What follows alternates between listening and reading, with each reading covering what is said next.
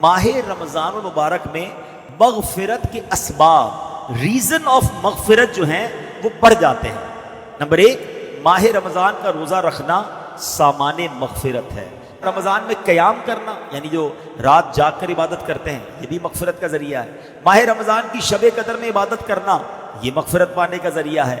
روزہ دار کو افطار کروانا، یہ بھی مغفرت کا ذریعہ ہے۔ غلام یا ملازم پر آسانی کرنا، یہ بھی مغفرت کا ذریعہ ہے۔ رمضان المبارک میں ذکر اللہ کی کثرت کی جائے کہ حدیث پاک میں ہے، ماہ رمضان میں ذکر اللہ کرنے والا بخشا ہوا ہے، تو ذکر اللہ بھی مغفرت کا ذریعہ ہے۔ رمضان مبارک میں کثرت سے استغفار کرنے سے بھی بخشش کی خیرات ملتی ہے۔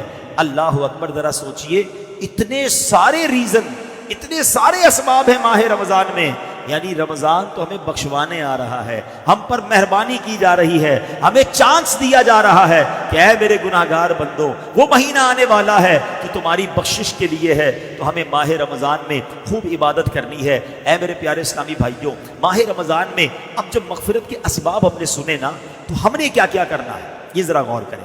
سب سے پہلے تو کام یہ کرنا ہے کہ ماہ رمضان کے آنے سے پہلے ہم پکی سچی توبہ کر لیں، تاکہ گناہوں سے بالکل پاک اور صاف ہو کر رمضان المبارک کا استقبال کر پائیں۔ ماہ رمضان میں دوسرا کام کیا کریں کہ دن کا روزہ اور رات کا قیام، یعنی تراویح اور نوافل ہرگز نہ چھوڑیں۔ دوسرا کام یہ ٹارگٹ لے لیں۔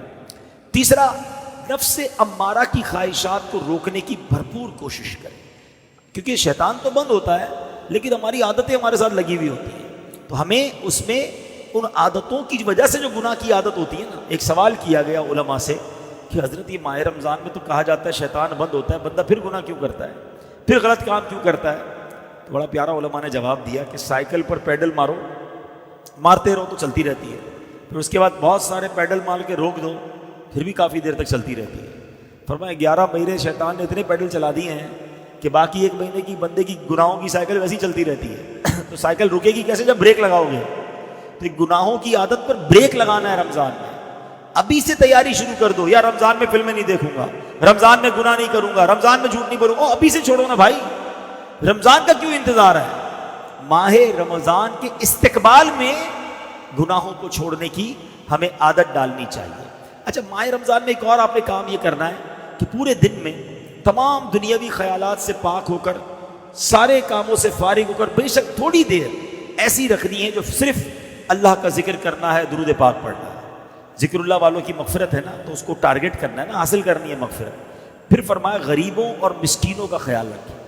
ماہ رمضان میں غریبوں پر وسعت کریں، غریبوں پر خرچ کریں، لوگوں کے ساتھ اچھا برتاؤ کریں۔ پھر ماہ رمضان میں ایک اور کام یہ کرنا ہے کہ خوب تلاوت کرنی ہے۔ ماہ رمضان تو ہے ہی نزول قرآن کا مہینہ نا، خوش نصیب لوگ میں نے دیکھا ہے کہ خوب تلاوت کرتے ہیں، تو کوشش کریں اللہ توفیق دے تو 3 بار قرآن ختم کر لیں۔ 3 بار نہ کر سکے تو کم از کم 1 بار تو ختم قرآن رمضان میں اپنی تلاوت سے کریں۔ امام صاحب تراویح میں سنائیں گے وہ الگ ہے، مگر ہم اپنی تلاوت سے کم از کم 1 بار قرآن پاک ضرور ختم کریں گے۔